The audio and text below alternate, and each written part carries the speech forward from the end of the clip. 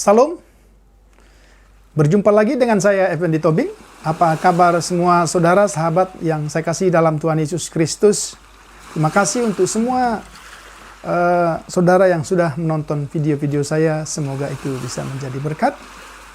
Hari ini kita akan kembali bersama-sama menikmati kebenaran firman Tuhan yang terambil dari kitab Bilangan pasal yang ke-14. Kita mulai dari ayat yang ke-32 sampai dengan ayat yang ke-35. Demikian firman Tuhan, tetapi mengenai kamu, bangkai-bangkaimu akan berhantaran di padang gurun ini, dan anak-anakmu akan mengembara sebagai penggembala di padang gurun 40 tahun lamanya, dan akan menanggung akibat ketidaksetiaan, sampai bangkai-bangkaimu habis di padang gurun. Sesuai dengan jumlah hari yang kamu mengintai negeri itu, yakni 40 hari, satu hari dihitung 1 tahun, jadi 40 tahun lamanya kamu harus menanggung akibat kesalahanmu, supaya kamu tahu rasanya jika aku berbalik daripadamu. Aku, Tuhan yang berkata demikian, sesungguhnya aku akan melakukan semuanya itu kepada segenap umat yang jahat ini, yang telah bersepakat melawan aku. Di padang gurun ini mereka akan habis, dan disinilah mereka akan mati. Saudara, kita masih terus mempelajari kebenaran firman Tuhan dari Perjanjian Lama, khususnya dari kitab Bilangan. Sebagaimana yang saya telah katakan dalam episode sebelumnya, kitab ini disebut dengan kitab yang bernama dalam bahasa Ibrani di padang gurun, atau bahasa Ibraninya Bemidbar. Ya. Tetapi juga banyak para ahli yang berkata bahwa kitab ini juga sebenarnya adalah kitab kegagalan, karena sekian pasal atau mungkin hampir seluruh pasal dari pasal-pasal yang sudah kita baca dan kita uraikan pada episode-episode sebelumnya bicara tentang kegagalan.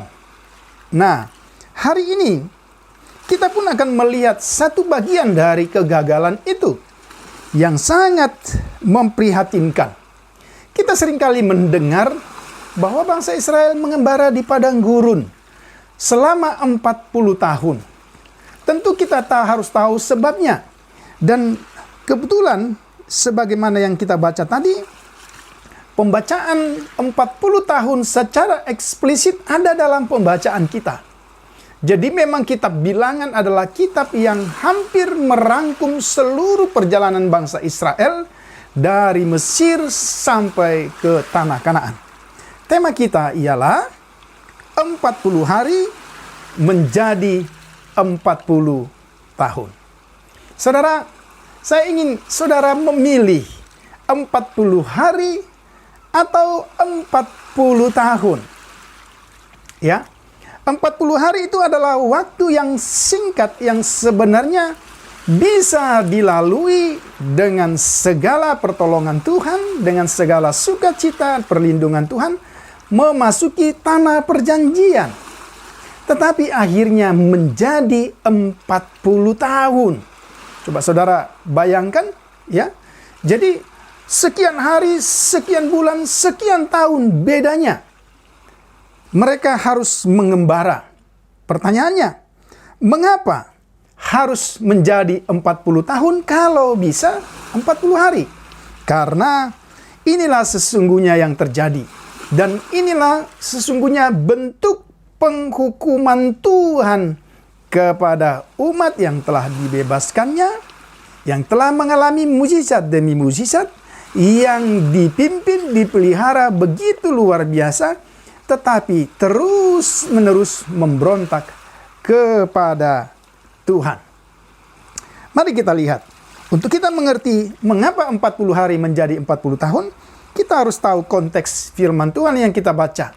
Setelah Musa dan bangsa Israel tiba di padang gurun Aran, maka Tuhan memerintahkan kepada Musa supaya dia mengutus 12 mata-mata mengintai tanah Kanaan. Saudara perhatikan, ini satu strategi yang luar biasa. Ya, satu strategi perang yang sampai pada zaman Tuhan Yesus juga dalam bentuk perumpamaan disampaikan oleh Tuhan Yesus Kristus supaya kita tahu seberapa besar kekuatan musuh yang akan kita hadapi. Tapi kalau kita lihat, kita baca ayat-ayat sebelumnya, saya harap semua Bapak Ibu nanti bisa baca secara keseluruhan pasal 13 dan 14 sehingga mengerti semua cerita yang saya sampaikan. Nah, tujuan pengutusan mata-mata itu supaya mereka mengetahui kondisi negeri itu. Ya, dikatakan apakah negeri itu datar, berbukit-bukit, ada benteng-benteng, ada banyak tempat-tempat atau kubu-kubu, dan bagaimana penduduknya, apakah kurus, gemuk, apakah mereka orang-orang yang ganas, biasa-biasa, dan bagaimana kondisi alamnya, apakah kering, kerontang, atau subur. Ya, jadi begitu lengkap tujuan pengamatan negeri yang dijanjikan Tuhan itu, supaya Musa dan bangsa Israel tahu bagaimana mereka harus memasuki negeri itu. Dan ada satu catatan, supaya sebagai bukti mereka ke-12 orang itu harus membawa bukti fisiknya. Ya, dan salah satu bukti fisik itu ialah hasil tanaman, hasil tumbuh-tumbuhan dari negeri yang dikatakan negeri yang sangat subur.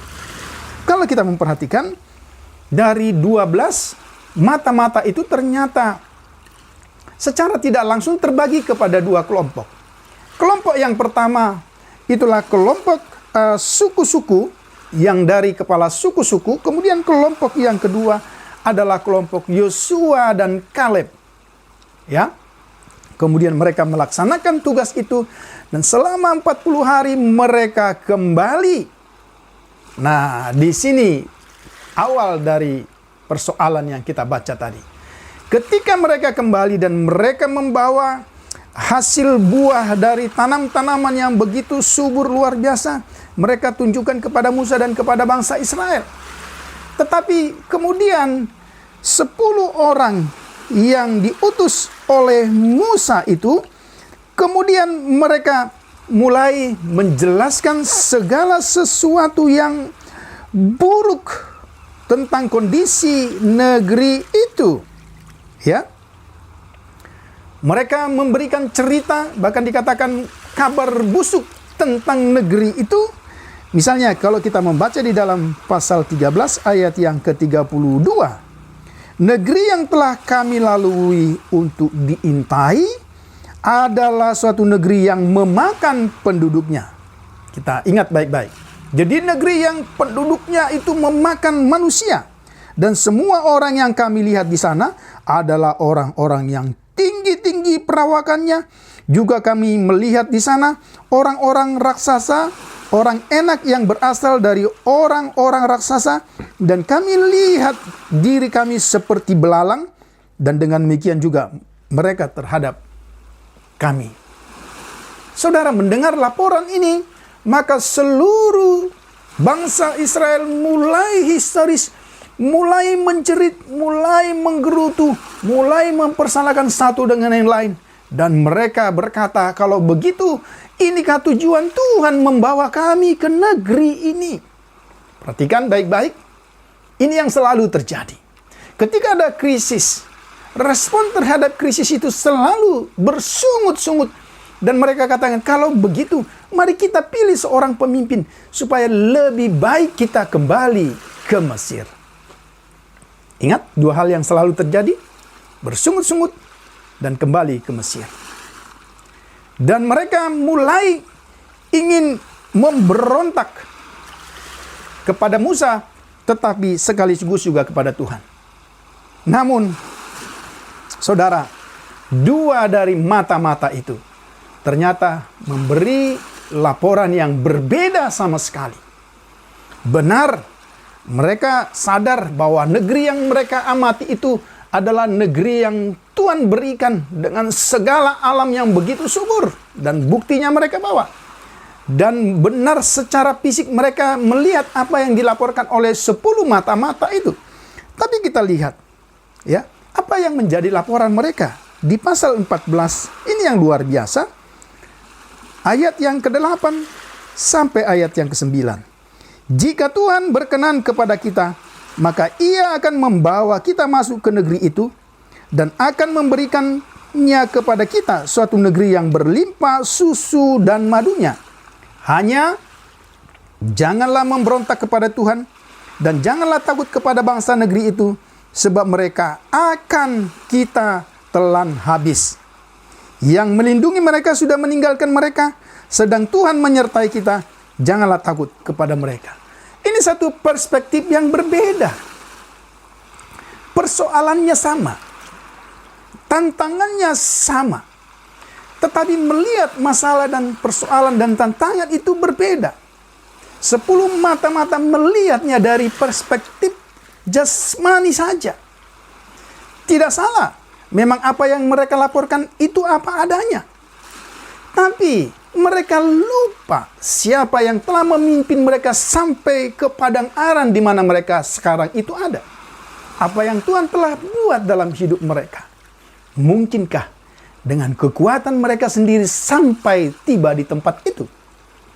Inilah perbedaan perspektif yang kita lihat. Satu memandang dari perspektif manusia, dari kekuatan sendiri, dari usaha sendiri, dari kacamata jasmani. Tetapi Yosua bin Nun dan dikatakan dan Kaleb melihatnya dari perspektif Tuhan. Karena dia mulai jika Tuhan berkenan.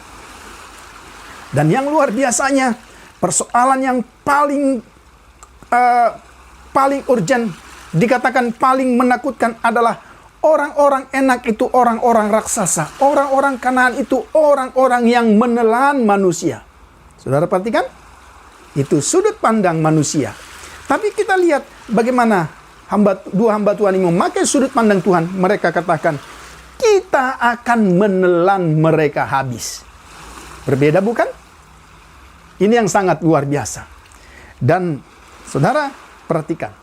Ketika sungut-sungut dan pemberontakan itu terjadi, maka ayat-ayat sesudahnya Tuhan begitu murka dan siap menghukum mereka. Lagi-lagi kita harus melihat bagaimana Musa dengan segala kasihnya bagi bangsa Israel. Dia datang berdiri di hadapan Tuhan dan mencoba berargumentasi kepada Tuhan dan mencoba mengungkapkan segala sesuatu permohonannya kepada Tuhan. Dan kita tahu apa yang dimohonkan oleh Musa itu akhirnya terkabul. Tetapi Tuhan katakan, saya akan menghabisi semua bangsa Israel yang datang, yang berjalan mulai dari Mesir sampai ke padang gurun ini. Generasi Mesir semua akan mati. Dan padang gurun ini akan menjadi kuburan massal. Disinilah mayat atau bangkai-bangkai mereka akan bertebaran. Artinya, orang tua, ya, usia 20 tahun ke atas semua akan mati. Mati karena apa? Karena dihukum Tuhan. Dan akibatnya juga terjadi kepada generasi yang kedua, generasi padang gurun. Anak-anak dari keluarga-keluarga atau generasi Mesir itu akan mengembara 40 tahun lamanya. Kesusahan akan berkepanjangan dialami oleh bangsa Israel, khususnya generasi kedua, karena dosa bapak-bapak dan orang tua mereka sebagai generasi Mesir. Saudara yang saya kasihi dalam Tuhan Yesus Kristus, hari ini kita bisa melihat apa yang bisa kita pelajari dari konteks ini. Ya, bisa jadi hari ini kita punya persoalan yang sangat genting, ya, yang sangat menakutkan, yang sepertinya tidak ada jalan keluar. Tapi mari kita belajar dari perspektif yang berbeda. Persoalannya sama. Negeri ini hari ini memiliki persoalan yang sama. Kita menghadapi virus corona, dunia punya persoalan yang sama. Dan dampaknya begitu luar biasa kepada semua aspek kehidupan. Tapi mari kita lihat, ya, adakah kita melihat dari sisi atau cara pandang yang berbeda? Kalau orang-orang yang tidak mengenal Tuhan, orang-orang yang tidak percaya, yang hanya mengandalkan pikiran dan rasio dan kekuatannya, akan melihat bahwa situasi ini akan menghabiskan dan membinasakan kita. Mereka atau masalah-masalah persoalan ini akan menelan kita. Tapi dapatkah kita berkata seperti Yosua dan Kaleb? Kita yang akan menelan persoalan, kita yang akan menelan semua tantangan dan segala sesuatu yang menakutkan. Hanya supaya kita sampai kepada perspektif itu, mari kita memandang persoalan bukan dengan kacamata jasmani kita saja. Tapi mari kita melihat persoalan dari kacamata Tuhan, kacamata iman. Apakah kita lupa sejauh sampai hari ini siapa yang memimpin hidup kita? Bukankah Tuhan? Kenapa begitu ada persoalan, kita lupa segala yang baik, kita lupa segala perbuatan-perbuatan Tuhan.